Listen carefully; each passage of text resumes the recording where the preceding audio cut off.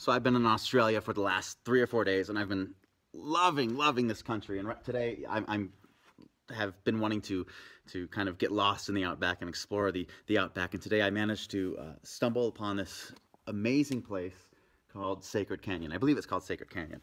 It's a place where the ancient Aborigines settled. And there is a bit of an art form, I would call it, that the ancient Aboriginals would practice, and that is the walkabout. And a walkabout is something that you would usually be a rite of passage from a boy into a man. And they would send these boys out in the desert to walk, at least for 1,000 kilometers, in order to discover themselves and to find their way back home, using nothing. No distractions, no compass, no maps, nothing but their mind and their heart and their soul. And that is something that's fascinated me most of my life.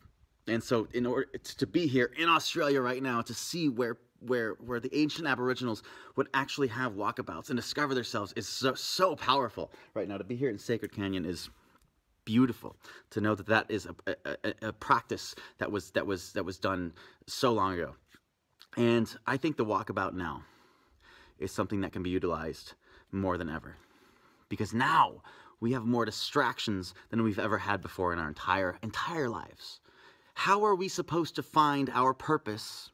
How are we supposed to find who we really are? How are we supposed to connect with our heart and our soul and our mind when we are constantly distracted by everything else? We're constantly distracted. How are we expected to achieve anything in life, let alone come into ourselves and discover ourselves emotionally and spiritually and discover what it is we really want out of life? So the walkabout is something that has always fascinated me. And I find you don't need to go walk 1,000 kilometers. You don't need to. I think it's something I want to do one day, and it's something I would challenge anybody who's capable physically to do one day. But all you have to do is turn your phone off for a day. Turn your computer off for a day. Turn your emails off for a day. Turn your business off for a day. And I'll tell you, over the last 3 or 4 days, that's all I've done.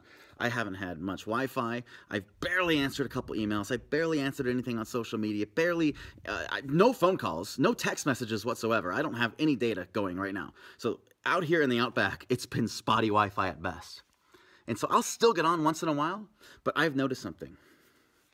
It's much easier right now, here in Australia, in the Outback, where I'm not connected with everything else, to be in touch with myself, emotionally and physically and mentally. It's much easier just after 3 or 4 days. Just after 3 or 4 days. And that's something that I would challenge all of us to do, is at least when you go out to lunch, put away your phone. When you go for a walk, sit and enjoy the weather, enjoy the air, enjoy the trees, enjoy the beautiful view, enjoy your own thoughts. Learn to learn from them.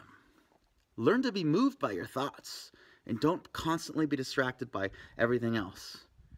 Life is a beautiful gift, and I think if we would all just silence ourselves and listen to our own thoughts once in a while, just like the ancient Aboriginals did on their walkabouts, I think a lot of us will be a lot better off. We'll find our purpose. We'll find our destiny. We'll find our calling. We'll find our heart. Our relationships will get stronger. We will know that our time here on earth is precious and valuable, and much too precious and valuable to be distracted by petty things like constant social media bombardment or horrible, depressing news segments and articles. All right? So greetings from the beautiful Outback in Australia. Always be good, be awesome, be great.